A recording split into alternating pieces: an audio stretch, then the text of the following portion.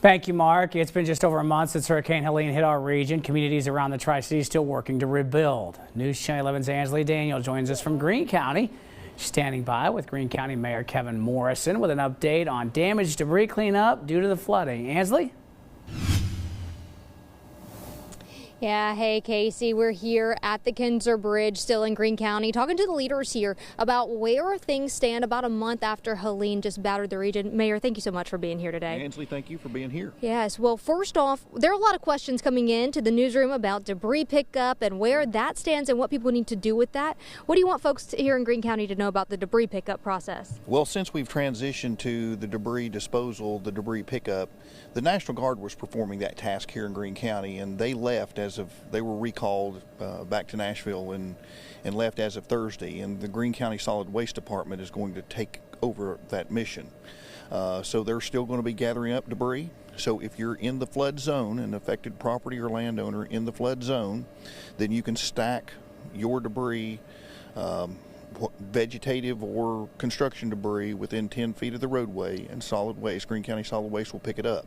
Now, what we do ask the homeowners to do in those affected areas is to call area code 423-620-8482, and that's Mr. Matthew Collins out at our debris management site, and we'll get you on the list and on the roster to pick it up.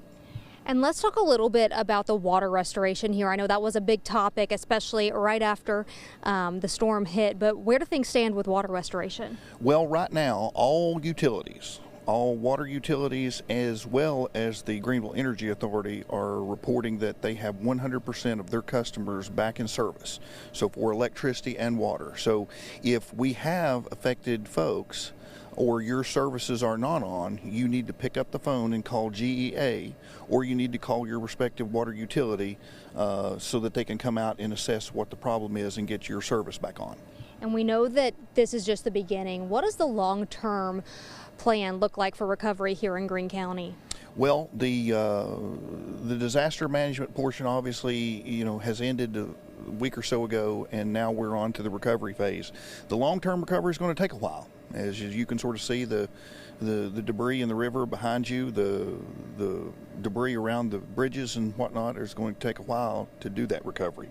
But recovery does continue. We've got the DRC open for affected homeowners and landowners that Heather talked about earlier. The debris disposal is ongoing. Those are part of our ongoing operations.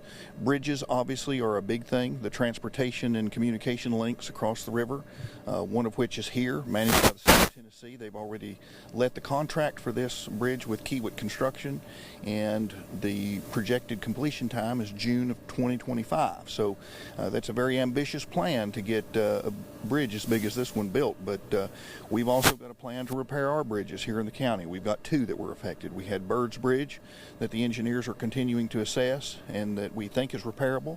We'll certainly see when the engineering report comes back. And then we have Poplar Springs Bridge, which was completely washed out. That's a span of about 450 feet.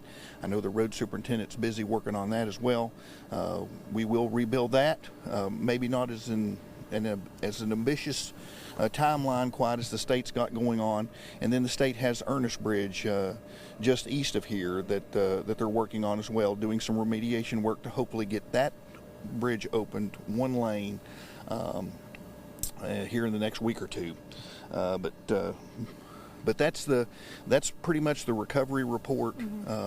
In those types of areas. Of course, there's a lot of work that the homeowners and landowners have to do, but we're going to stay at this until everybody's completely restored. All right, Mayor Morrison, thank you for the update, and thank you for being here tonight. Ansley, thank you. And again, the road to recovery is going to be long here, and there are a lot of key players in making sure that the region gets recovered in the best way possible. So coming up in a few minutes, you're going to hear from AidNet. That's a nonprofit here in Greene County dedicated to helping the folks here. So again, stick with us because more great information coming your way. Casey?